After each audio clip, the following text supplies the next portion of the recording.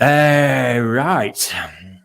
Let me get this loaded up. So you might well remember a DK Shiro of mine that I had not shown anybody till autumn. It was a phenomenal result.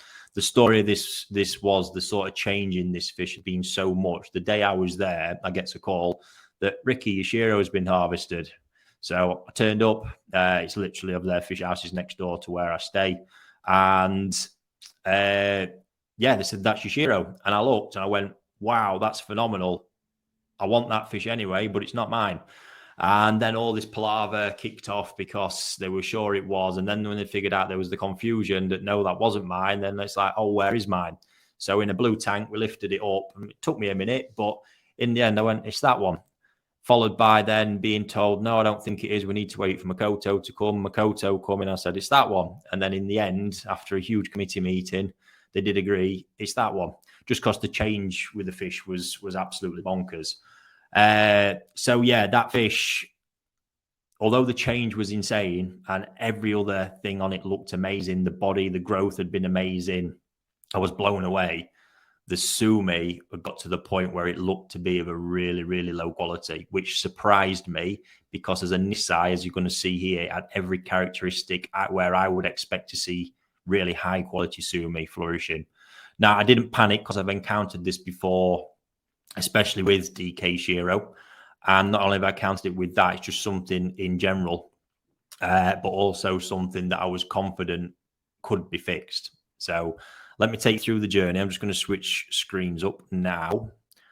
I'm going to start with the fish as it is. So I can't remember the exact size. I think we're in the low 60s with this as a Sanzai. 60, I want to say 63, 64, something like that. So as you can see, fish is phenomenal, absolutely phenomenal. Body is bonkers. I mean, just look from the mouth, the size of the head is insane. And it's not even, to me, even the fins look a little bit big at the minute because it's not even started filling out into the fins, which is a phrase I do use sometimes because there are some fish where that is literally the case. You know, it's got to fill out. You see this fish fins a bit oversized. And with this kind of bone structure, the volume's nowhere near there yet. So there'll come a point where the body mass kind of just makes the fins appear a bit smaller now than what they look at the minute. So yeah, I mean, everything, that body line is just an absolute dream. However, look closely at the Sumi because what you can see, if you look into the scales, you can see we've got darker patches and lighter patches in the scales. Just behind the head, there's an actual bit that's a little bit thicker. But generally, I mean, the Motogoro looks faded in the fin. It's not great. And certainly as you look further down the sort of body of the fish, you can see it gets even lighter where you've got that darker bit and then you've got the light bit in the scale. So to me, I didn't panic. I was, obviously, it's always, when you've got a fish, I mean, the dream with this, that right there is a potential 80, 85 centimetre Shiro Utsuri every day of the week with that body line from this DK lineage at NND. What a shame it would have been if that's the case that, oh, got it now, it's just got Shitsumi, it's a write-off, because that's where a lot of people would have been at. You know, we all knew it didn't look great. Even KB was speaking to me. I said, look, I'm not worried. I want to leave it here and assess it in spring. I says, because I don't know the mud pond it's come from, but what I think's happened here is it's been a very hot summer, which the super high water temperatures won't have helped. It's grown phenomenally. I mean, it took 12, 13 cm, I think it stuck on, and heaped of volume. So it's done incredible things there. B, I don't know the scenario. So obviously mud ponds are generally darker anyway. The UV transmission through the water, you know, at the surface, as it goes down, it gets less and less. And I don't know, you know, some ponds are a lot darker than others. There's some that obviously fully enclosed by mountains at times. I don't fully know every detail. But I believe generally what had happened here is if you flip the Sumi out and imagine it as Benny, this was like the colour had retracted back into the scale. And that's where you see the darker and lighter patches. The darker patch where there is more Sumi pigment and the lighter patch where it's basically gone into hiding. So all them factors considered, I think, right, just needs time, which is a big thing. I believe a lot of you guys are guilty of at times, not giving fish. Certainly when you invest in higher end fish, you know, stuff can happen. Environmental influences can be huge on stuff like this. So, yeah, where we got to, Well, let me show you the fish where we got. That's the video of it at this point. Again, I think you can really see what I'm on about here. Behind the head, it looks that bit thicker, a bit shinier. But look at down the flank of the fish here as it turns. There is just no depth to that Sumi whatsoever. The biggest bit, however, is, and this is important to look at, there is sashi. And don't forget, you should always assess the sashi of Sumi just like you do Beni, sashi and Kiwa. Now, the sashi here is really deep and consistent on this Shiro look, and that's often something I use as a guide to assess future Sumi quality, especially in a fish where there's Sumi up at a young age. That just tells me that there's depth to that Sumi that's still going to come up.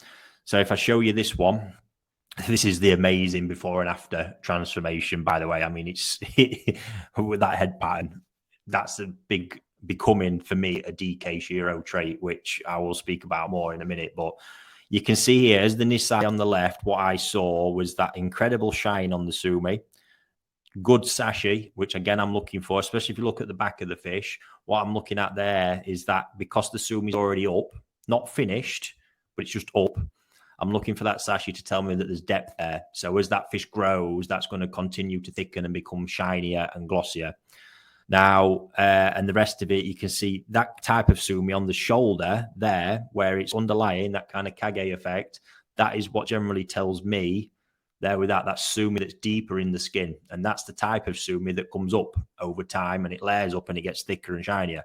So there was not one indication of the fish on the right where it's now Sansai. So it's 59. Look, it's on that picture.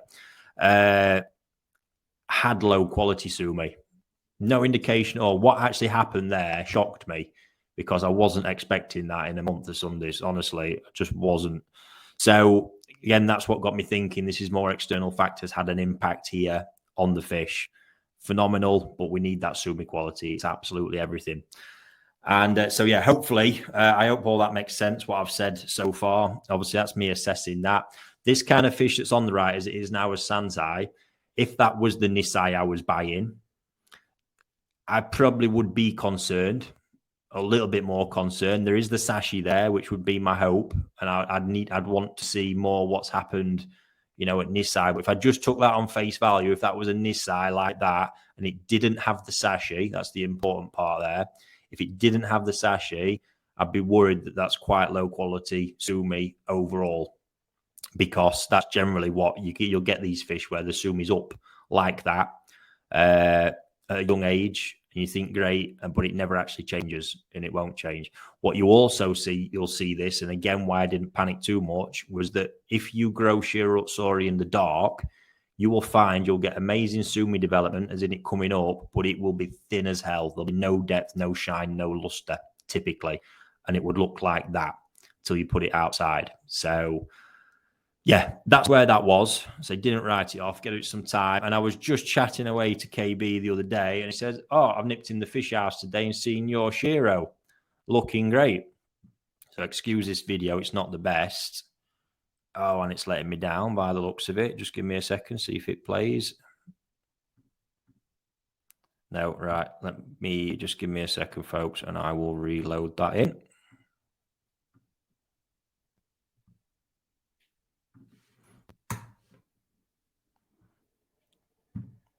There we go. I think you can see, even though it's not the best video, you can see already that the shine, look at the thickness now.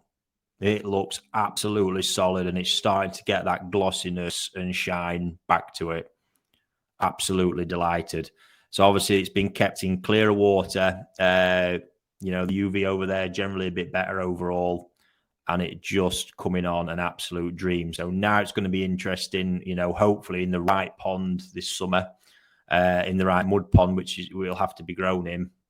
That's really just going to go from strength to strength to strength now. I don't really want another year where it kind of knocks it back a little bit like that.